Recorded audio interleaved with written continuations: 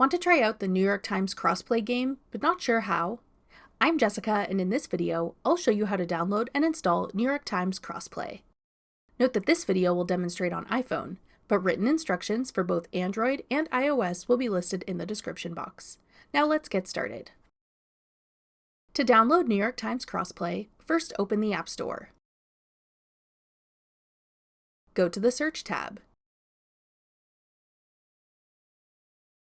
Then type in NYT Crossplay in the search bar. Tap New York Times Crossplay when it appears in the search results.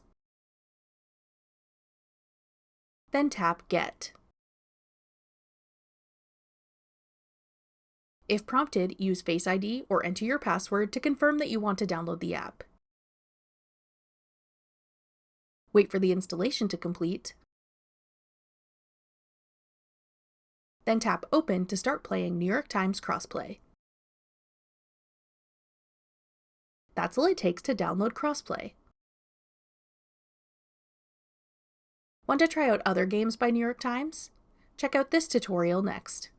Click the video on your screen now to watch. Thanks for watching. If you found this video helpful, we'd love it if you'd hit the like button below and subscribe to our channel.